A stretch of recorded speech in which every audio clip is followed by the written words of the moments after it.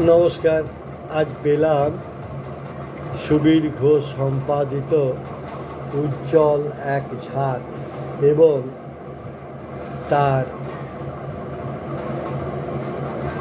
দুটি কবিতার বই ও একটি গদ্যের বই। মনটা আনন্দে ভরে উঠল।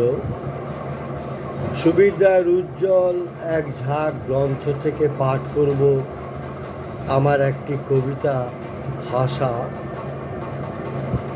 কৃতজ্ঞ আমি সুবীরদার কাছে। তিনি আমার একটি কবিতা পছন্দ করেননি, বলা যেতে পারে এই কবিতাটা লেখা হয়েছিল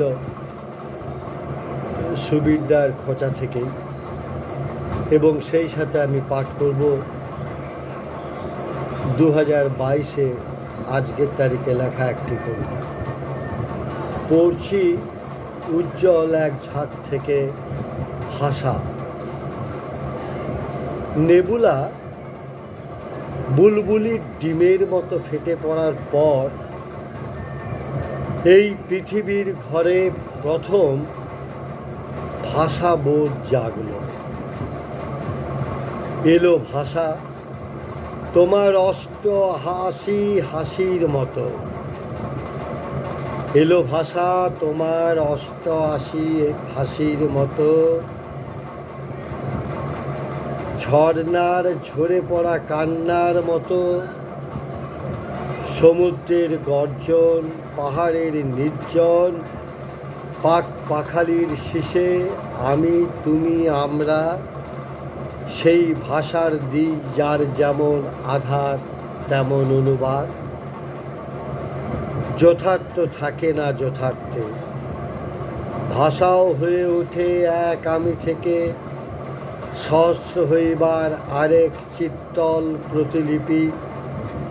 বর্ণ ধ্বনিতেই নেই শুধু তার সীমান্তের অনুশাসন অনুরণন।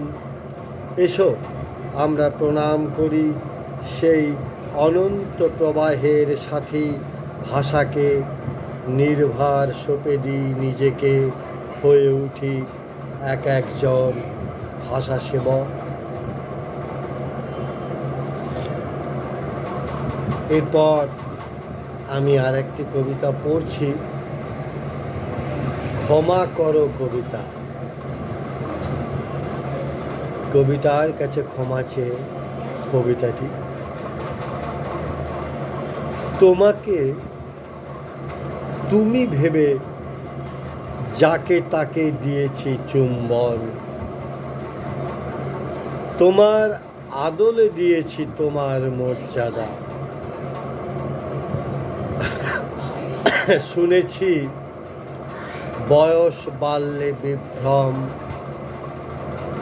অথচ টের পায় আজ তোমাকে ঠিকঠাক আমার জানাশোনা হয়নি। তবু আমি তোমার প্রেমিক, এই গর্ব লালন করেছি বহুকাল। আমাকে ক্ষমা দিও কবিতা আমার।